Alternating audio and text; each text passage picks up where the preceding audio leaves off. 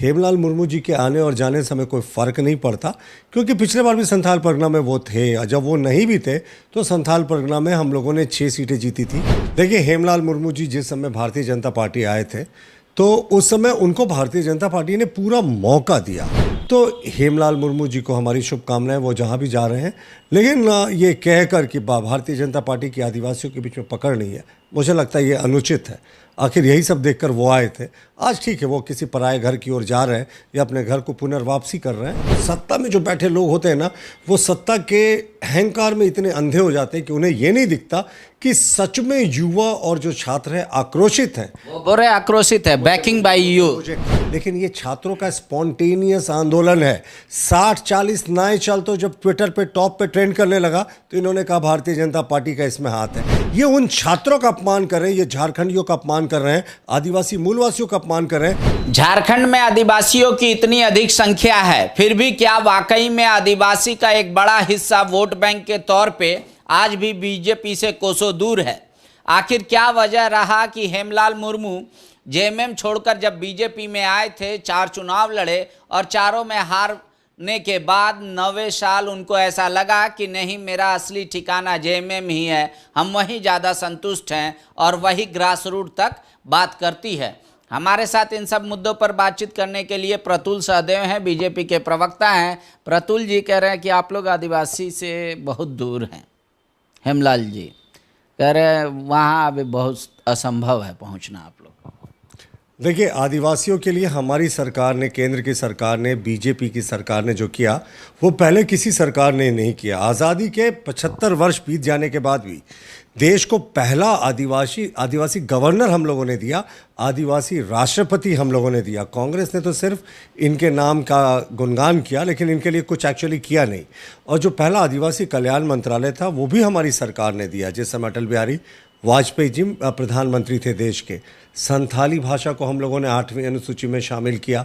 भगवान बिरसा मुंडा जी के जो जन्म दिवस था उसको जनजातीय गौरव दिवस के रूप में पूरे देश में मनाया जाता है। और आप देखें, जो 2 आदिवासी बहुल इलाके थे जहां काफ़ी आदिवासियों की संख्या थी, वो 2 नए राज्य, जो छत्तीसगढ़ की बात करें, झारखंड की बात करें, हमारे उस समय केंद्र में भारतीय जनता पार्टी के नेतृत्व वाली सरकार थी जिसने इसको देने का काम किया था। तो आदिवासियों के लिए तो हम लोगों ने सच में किया है, और आदिवासियों के बीच में हमारी अच्छी पकड़ भी रही है, अच्छे सकारात्मक परिणाम आए। एक पिछले चुनाव में ज़रूर हम कुछ अच्छा परफॉर्म नहीं कर पाए थे, पर इसके लिए जो हमारा आजसू के साथ अलायंस था वो आप भी पहले दिखा चुके हैं। 11-12 सीटों का हमें नुकसान हुआ था। तो आदिवासियों के बीच में आज भी हमारी बहुत ही अच्छी पकड़ है। और ये आने हेमलाल मुर्मू ऐसा नहीं मानते, कह रहे 4 चुनाव लड़ गए, वोट प्रतिशत बढ़ाएं, फिर भी हार तो तय हो गया। तो बोले इसलिए हमको ठीक है, हम जेएमएम जा। देखिए, हेमलाल मुर्मू जी जिस समय भारतीय जनता पार्टी आए थे तो उस समय उनको भारतीय जनता पार्टी ने पूरा मौका दिया। उनके साथ पहले वो ऐसी बातें हुआ करती थी कि बहुत बड़ा बेस है और वो कोई भी चुनाव लड़ेंगे ज़रूर जीत जाएंगे। हम लोगों ने 1-2 बार नहीं, 4 बार उनको चुनाव लड़वाया, वो फिर भी नहीं जीत पाए। तो अब इसके लिए हमें दोषी वो अगर ठहराते हैं तो गलत है। हमने तो उन्हें पूरा मौका दिया। हमारे यहाँ कार्यकर्ताओं को कभी कभी मौका नहीं मिलता, लेकिन हेमलाल मुर्मू जी को यह शिकायत नहीं होनी चाहिए। भारतीय जनता पार्टी ने उनका पूरा ख्याल रखा था, और जब जब चुनाव हुआ, जब जब आवश्यकता हुई तो उनको ज़रूर लड़ाया। हेमलाल मुर्मू जी के आने और जाने से हमें कोई फ़र्क नहीं पड़ता, क्योंकि पिछले बार भी संथाल परगना में वो थे, और जब वो नहीं भी थे तो संथाल परगना में हम लोगों ने 6 सीटें जीती थी, जबकि झारखंड मुक्ति मोर्चा ने भी उस समय 6 सीटें ही जीती थी। हाँ, पिछले चुनाव में हमारा परफॉर्मेंस थोड़ा ज़रूर कम था। तो हेमलाल मुर्मू जी को हमारी शुभकामनाएं, वो जहां भी जा रहे हैं। लेकिन ये कहकर कि भारतीय जनता पार्टी की आदिवासियों के बीच में पकड़ नहीं है, मुझे लगता है ये अनुचित है। आखिर यही सब देखकर वो आए थे। आज ठीक है, वो किसी पराए घर की ओर जा रहे हैं या अपने घर को पुनर्वापसी कर रहे हैं, लेकिन जिस पार्टी में वो रहे और जिस पार्टी ने उन्हें चुनाव लड़ने का पूरा मौका दिया, उसके लिए ऐसी बातें कहना मुझे लगता है थोड़ा सा। वो तो हो सकता है सीधे मन से कहा हो, सच्चाई बात उन्होंने देखी हो कि भाई बीजेपी का सिंबल लेके जाना मतलब वोट नहीं मिलना। ये तो उनका व्यक्तिगत अनुभव है, तो इसमें क्या बुरा बात का? देखिए, हेमलाल मुर्मू जी के आने के बाद भी संथाल परगना में आप गुरु जी जैसे व्यक्ति चुनाव हार गए थे 2019 में, लोकसभा का चुनाव।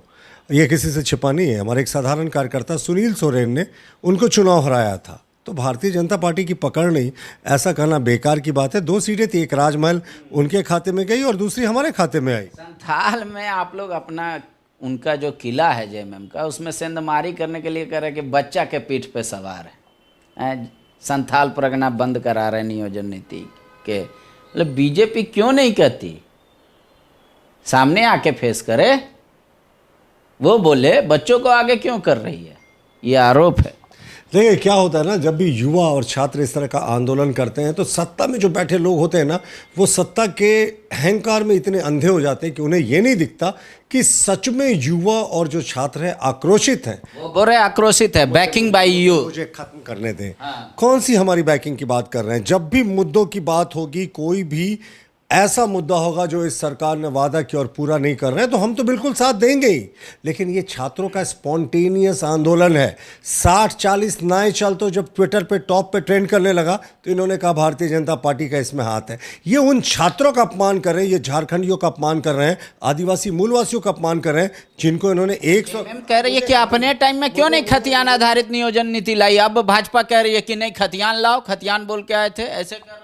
ये माननीय मुख्यमंत्री जी वही मुख्यमंत्री हैं जिन्होंने कहा था कि 1932 का खतियान लागू करेंगे, नहीं तो राजनीति से संन्यास। 5 लाख नौकरियां, नहीं तो राजनीति से संन्यास। 3 महीने के भीतर 27% ओबीसी को आरक्षण देंगे। सबसे पहले 1932 के खतियान को आधार बनाकर, पिछले सर्वे को आधार बनाकर हमारे बाबूलाल मरांडी जी के नेतृत्व वाली सरकार ने सबसे पहले इसे लागू किया था। हाईकोर्ट ने उसे स्ट्राइक डाउन किया था और कहा था इसमें कुछ आपको चेंजेस करने चाहिए, उसके बाद इसको लाना चाहिए। लेकिन ये उसी रूप में ले गए। इनको पता है ये जुडिशियल स्क्रूटिनी में नहीं टिकेगा, इसीलिए इनको जो हाईकोर्ट ने सुझाव दिया था कि इन चीज़ों को बदलाव करें, उनको करके ले जाना चाहिए था। बोले हम तो करके ले गए थे 10-12 का आधार बना के, बीजेपी अपने कार्यकर्ता से केस करा दिया। सिर्फ बीजेपी का कार्यकर्ता नहीं, वो उसका अपना व्यक्तित्व भी है। उसके साथ 24 लोगों ने भी केस किया था। उन 24 लोगों की क्यों नहीं बात करते? और हमारा बड़ा प्रश्न है कि मुख्यमंत्री जी कोई भी गैर संवैधानिक चीज लेकर क्यों आते हैं जो अदालत में नहीं टिक पाए? अगर वो केस नहीं करता, कोई और केस करता। मुख्यमंत्री जी ने 100% यहाँ के 3rd और 4th ग्रेड की नौकरियां, पांडे जी, क्या यहाँ का झारखंडी चाहिए स्वीपर, क्लर्क, किरानी भी नहीं बनेगा? मुख्यमंत्री जी ने तो वो भी द्वार सबके लिए खोल दिया।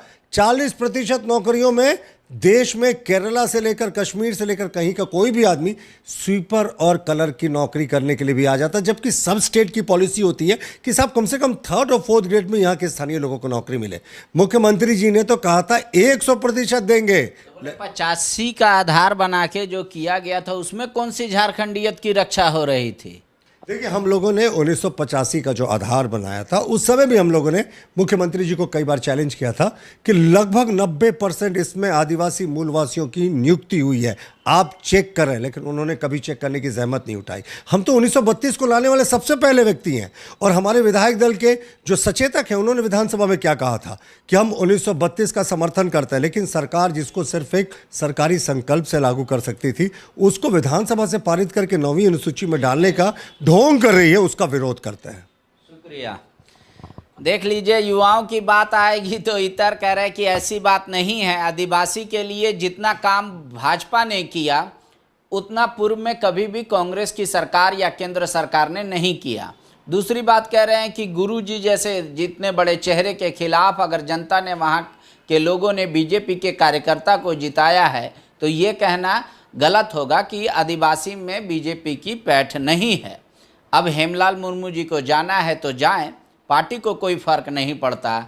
लेकिन अब आगे आप देखिएगा कि संथाल की राजनीति किस करवट बैठती है। क्यों? क्योंकि वैकेंसी हर ओर है और कहीं ओवर कैंडिडेट हो रहा है। शुक्रिया। TheFollowUp.in. Like, share and subscribe. www.thefollowup.in